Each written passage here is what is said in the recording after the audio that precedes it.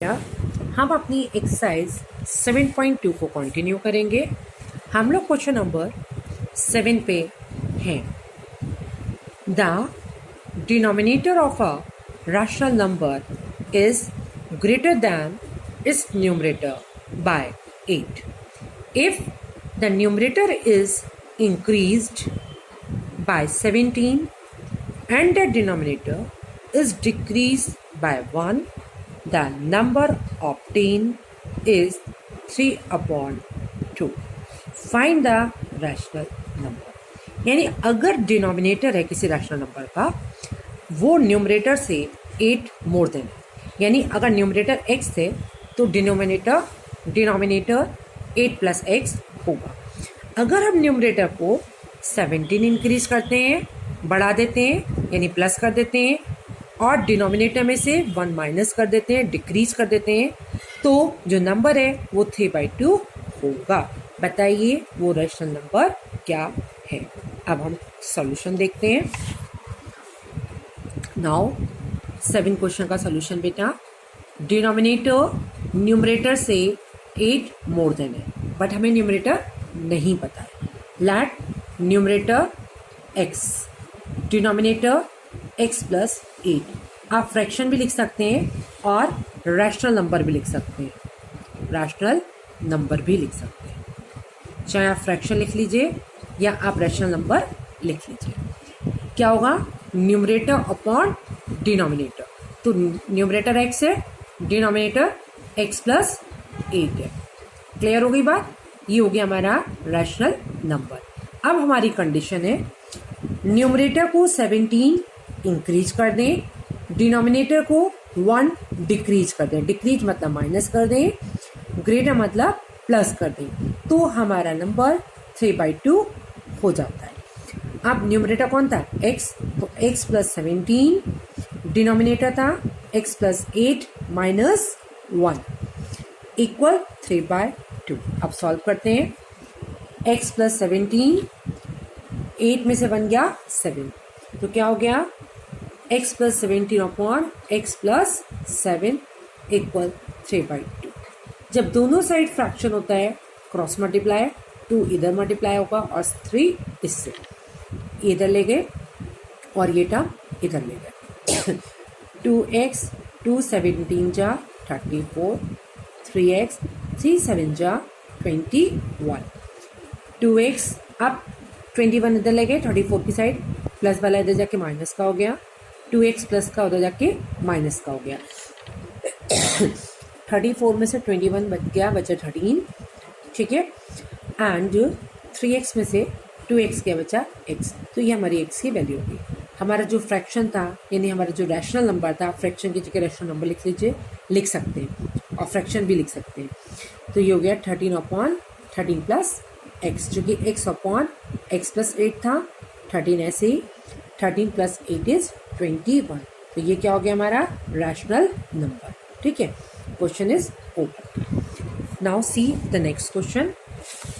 Next question बेटा आपका है क्वेश्चन नंबर 8। आप देखिए क्वेश्चन 8 को हम कैसे करेंगे। क्वेश्चन 8 आपका है 5 years ago Raju was 3 times as old as Ramesh। 5 साल पहले राजू की एज रमेश की एज की 3 times थी। 10 years later, यानी 10 साल बाद, Raju would be twice as old Ramesh. 10 साल बाद राजू की एज ट्वाइस हो गई रमेश की एज की। बताइए how old are they now. बताइए उनकी एज अब क्या है। 5 साल पहले राजू की एज 3 times थी रमेश की एज की। 10 साल बाद राजू की एज ट्वाइस मतलब डबल है, 2 times है रमेश की एज की। हमें दोनों की एज पता करनी है। हमने माना 5 years ago, ठीक है। हमने राजू की एज हमें दी है 3 times रमेश एज, तो हमने रमेश की एज मान ली x। कभी मानी ये ना 5 साल पहले रमेश की एज x थी, तो राजूज एज हो गई 3x, क्योंकि 3 times रमेश एज है। अब दोनों की प्रेजेंट एज क्या होगी, तो 5 साल पहले की है, दोनों में 5 जोड़ेंगे तो दोनों की प्रेजेंट एज आ जाएगी, बोथ प्रेजेंट एज। यानी रमेश की जो एज होगी प्रेजेंट वो x 5 साल पहले है तो आज कितनी हो जाएगी x प्लस 5। राजू की एज 5 साल पहले 3x है, आज कितनी होगी प्रेजेंट 3x प्लस 5। 10 साल बाद, प्रेजेंट से 10 साल बाद में 10 और ऐड हो जाएगा, यानी जो रमेश की एज है वो प्रेजेंट एज कितनी है x प्लस 5, इसमें हम 10 जोड़ देंगे तो x प्लस 15 रमेश की एज हो गई। राजू की एज है 3x प्लस 5, 10 जोड़ देंगे 3x प्लस 15 राजू की एज हो गई, कब 10 साल बाद। अब हमें कंडीशन दी है Raju age is 2 time, twice मतलब 2 times the Ramesh age. Raju की जगह राजू की एज लिखेंगे 3x प्लस 15, रमेश की जगह रमेश की एज लिखेंगे। अब सॉल्व करेंगे, 2 इनसाइड मल्टीप्लाई करेंगे, दोनों से मल्टीप्लाई होगा 2x प्लस 2 15 जा 30, 2x प्लस का इधर ले जाके माइनस कर लेंगे, 3x में से 2x क्या x एंड 30 में से 15 क्या 15, ये आपकी x की वैल्यू आ गई। अब आपको दोनों की प्रेजेंट एज पता करनी थी, तो रमेश की प्रेजेंट एज है x प्लस 15, x की जगह x प्लस 5, x की जगह 15 डालेंगे तो 15 प्लस 5 यानी 20 ईयर हो गई। राजू की एज है 3x प्लस 5, राजू की एज है 3x प्लस 5, 3 इंटू 15 प्लस 15, ठीक है। चूंकि उसकी एज क्या है, देखिए प्रेजेंट एज है राजू की 3x प्लस 5, एक सेकेंड, प्रेजेंट एज है राजू की 3x प्लस 5, तो ये हो जाएगी बेटा 3x प्लस 5 यानी ये एज हो जाएगी, रुकिए 1 minute, 3 into 15 plus 5, 3 into 15 plus 5 यानी कितनी हो गई, 3 into 15 plus 5 meaning is 45 plus 5 यानी कितनी हो गई 50। क्लियर होगी बात, फिर से बात समझ लीजिए, अगर क्वेश्चन क्लियर नहीं है तो देखिए, आपको 5 साल पहले राजू की आपको कंडीशन दी थी एज, रमेश की एज की थ्राइस थी, तो आपने रमेश की एज को x माना, राजू की हो गई 3x। फिर प्रेजेंट एज निकालनी है, ये चूंकि 5 साल पहले थी इसलिए दोनों में 5 जोड़ दिया। अब 10 साल बाद की निकालनी थी इसलिए दोनों में 10 जोड़ दिया, तो ये हो गया x प्लस 15 और ये हो गया 3x प्लस 15, ठीक है। ये 10 साल बाद की दोनों की एज हो गई। अब आपने आगे क्वेश्चन पढ़ना है। अब आपको कंडीशन दी थी, आपको कंडीशन दी है कि जो राजू की एज है ट्वाइस द रमेश एज है, राजू की जगह राजू की एज डाली, रमेश की जगह रमेश की एज डाली, इसको 2 को दोनों से मल्टीप्लाई करा, 2x इधर ले गए, 15 इधर ले गए, 30 में से 15 क्या 15, ये x की वैल्यू है। अब दोनों की प्रेजेंट एज निकालनी थी, रमेश की प्रेजेंट एज थी x प्लस 5 यानी 15 प्लस 5 20 हो गया, और राजू की प्रेजेंट एज थी 3x प्लस 5, कितनी थी 3x प्लस 5 यानी 3 इंटू 15 प्लस 5 यानी 3 इंटू 15 मीनिंग इज 45 प्लस 5 यानी 50 ईयर। क्लियर हो गया क्वेश्चन। नेक्स्ट क्वेश्चन नंबर 9 देखते हैं। क्वेश्चन नंबर 9 है आपका, sum of digits of 2 digit number is 12। 2 digit के नंबर के डिजिट्स का सम 12 है। द गिवन नंबर एक्सीड्स, अगर दिए हुए नंबर को एक्सीड करते हैं, the number obtain by interchanging the digit bye 36। The given number exceed the number obtain by interchanging the digit bye 36, find the number. यानी question है, अगर हम दिए हुए नंबर को इंटरचेंज नंबर से 36 बढ़ा देते हैं, प्लस कर देते हैं, तो बताइए नंबर क्या होगा। आप क्वेश्चन देखते हैं, देखिए क्वेश्चन आपका क्या है। Sum of digits of 2 digit number आपको दिया है 12, ठीक है। फिर देखिए, sum of digits of 2 digit number 12। अगर 1 प्लेस x है तो 10 प्लेस होगा 12 माइनस एक्स। जो 2 डिजिट का नंबर होगा बेटे वो कैसे होगा, ऐसे, वंस और टेंस, ठीक है। और दोनों का सम आपका 12 है, तो अगर हम इसे x मानेंगे तो 10 प्लेस हमारा 12 माइनस एक्स होगा। तो 10 प्लेस हमने x माना है, वंस प्लेस हमने x माना है, टेंस प्लेस हो गया हमारा 12 माइनस एक्स। आपको पीछे बताया था 10 प्लेस वाला नंबर 10 का मल्टीपल होता है, तो नंबर क्या हो जाएगा 10 इंटू 12 माइनस एक्स, चूँकि 10 प्लेस है, प्लस वंस प्लेस यानी x, इसे अंदर मल्टीप्लाई करेंगे 120 minus 10x plus x, minus 10 में से x गया माइनस का 9, यानी 120 माइनस 9x, ये क्या हो गया आपका नंबर। अब इंटरचेंज नंबर क्या होगा, interchange number 10x plus 12 minus x, 10x में से x गया 9x प्लस 12, ये आपका क्या हो गया इंटरचेंज नंबर हो गया। आपको गिवन है, जो गिवन नंबर है वो इंटरचेंज नंबर से 36 मोर देन है। तो गिवन नंबर कौन है 120 minus 9x plus 36, interchange number कौन है 9x प्लस 12, ठीक है, बात क्लियर हो गई। अब क्या करेंगे, माइनस का 9x उधर ले जाएंगे तो ये प्लस का हो गया, प्लस का 48 इधर जाएंगे माइनस का हो गया, 120 में से 48 क्या 72, 9x plus 9x is 18x, 18 इधर लेंगे बेटा तो डिवाइड में जाएगा, 18 4 जा 72, नंबर क्या होगा आपका, ये जो नंबर था 120 माइनस 9x, इसमें x की बेटा वैल्यू डाल, देखिए नंबर क्या हो जाएगा 120 माइनस 9x, यानी 120 माइनस 9 इंटू 4, 9 4 जा 36, 120 में से 36 को माइनस करेंगे, आंसर हो गया आपका 84। अब हम करेंगे क्वेश्चन नंबर 10। क्वेश्चन नंबर 10 आपका है बेटे, a motor boat covered a distance downstream a river in a 5 hours.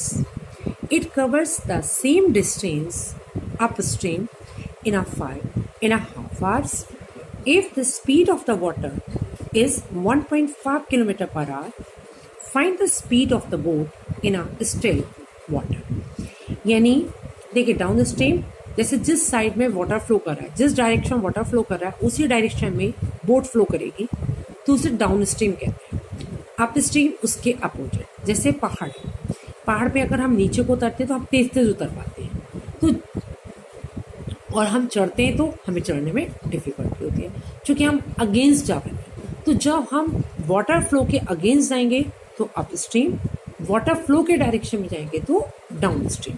जैसे क्वेश्चन देखिए, एक मोटर बोट है, वो डाउन स्ट्रीम जा रही है 5 घंटे में, और सेम डिस्टेंस अप स्ट्रीम जाती है 5.5 आवर में, और स्पीड वाटर की हमको पता है और हमें बोट की स्पीड पता करनी है।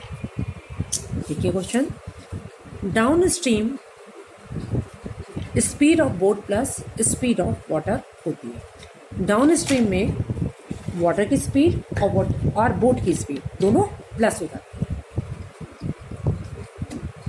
और अप स्ट्रीम में स्पीड ऑफ बोट और स्पीड ऑफ वाटर माइनस हो जाती है। अब हम देखेंगे क्वेश्चन को हम कैसे करेंगे। देखिए बेटे, क्वेश्चन आपका है, let the speed of motor boat is x kilometre per hour. हमें स्टिल वाटर में स्पीड नहीं पता है, तो स्पीड ऑफ बोट आप यहाँ लिख सकते हैं इन स्टिल वाटर,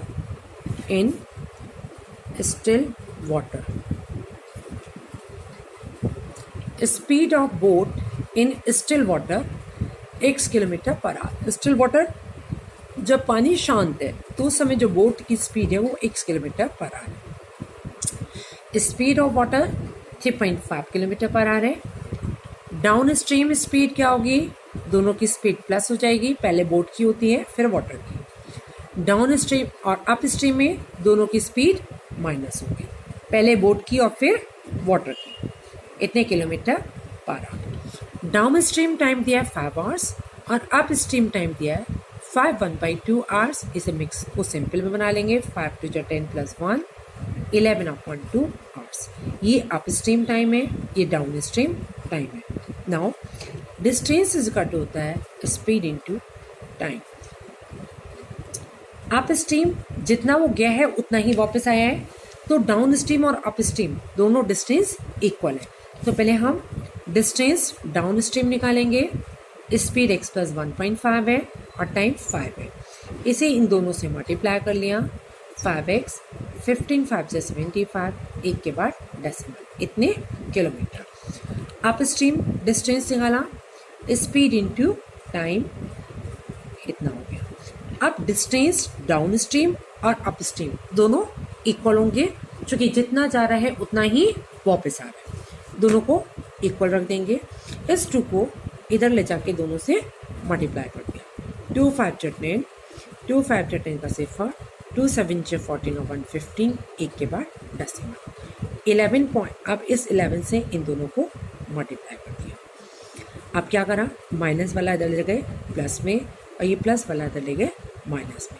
11 में से 10 गया, 1x और इन दोनों को ऐड करेंगे 31.5। आपको मोटर बोट की स्पीड निकालनी थी इन स्टिल वाटर, तो speed of boat in still water x है, यानी 31.5 किलोमीटर पर आवर। ये आपका आंसर हो गया।